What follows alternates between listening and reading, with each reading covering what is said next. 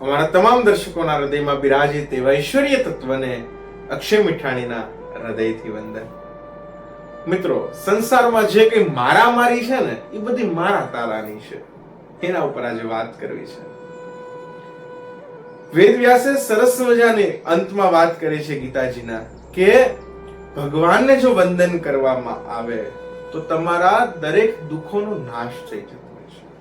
એને સમર્પિત ભાવ સાથે ખાલી હાથ જોડી લઈને નીકળી જઈએ એમ નહીં. આપણે ગાડી લઈને સવારમાં નીકળીએ મંદિર સામે અને હોર્ન મારીને આમ મોઢું કરી નાખીએ એમ વાત નથી, પણ એ હાથ બે જોડીએ ત્યારે આપણા હૃદયનો ભાવ પડે.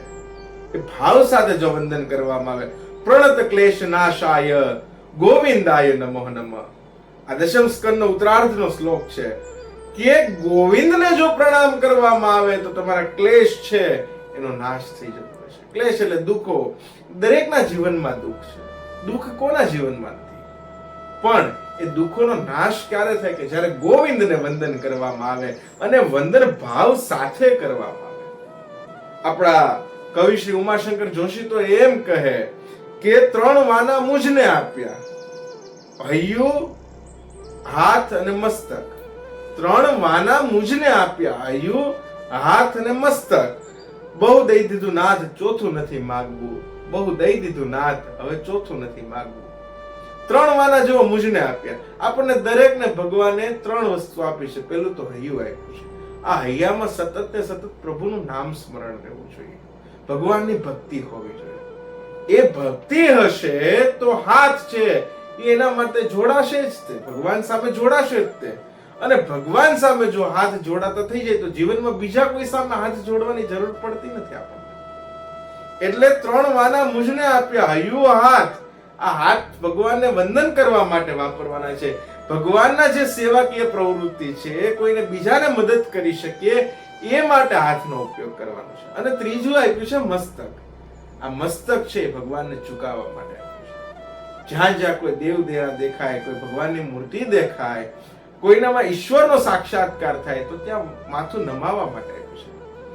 આ માથું છે ને સિક્કા જેવું કામ કરે છે. તમે કોઈ સિક્કો હોય, એ સિક્કો ઊંધો હોય, તમે કે મારેલો હોય તો સ્ટેમ્પ ઉપર, તો એ સિક્કો ઊંધો હોય પણ એને મારીએ ને એટલે એની કિંમત કરોડોની થઈ જતી હોય છે.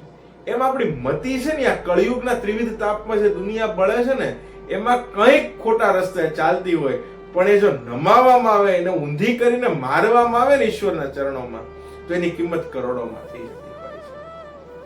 તો કહેવાનો મતલબ એ કે જે કઈ સંસારમાં મારામારી ચાલે છે એ મારા તારાની છે.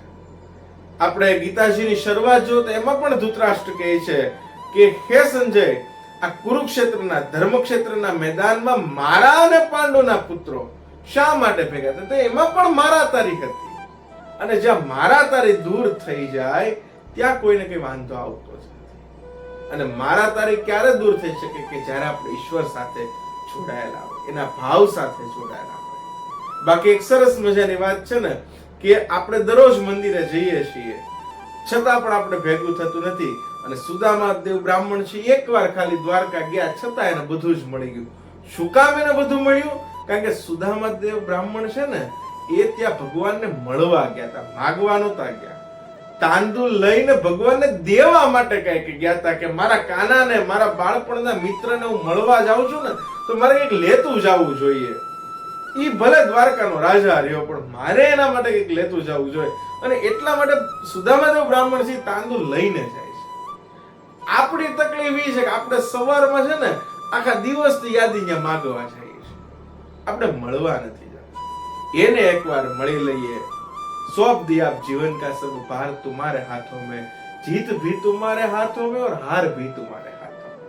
તો એને જો એની સાથે પડી જઈએ, એને મળતા થઈ જઈએ અને વાત ફરી ફરીને ન્યા જ લાવું કે એને નમતા થઈ જઈએ. નમે તે સૌને ગમે, આ કહેવત છે આપણે ત્યાં.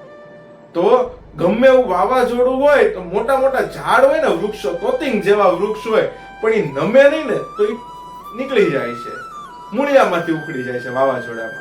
પણ એક નાનું ઘાસનું તણકલું હોય ને, લીલું ઘાસનું તણકલું, એ ઝૂકી જાય ને એટલી ટકી જાય છે.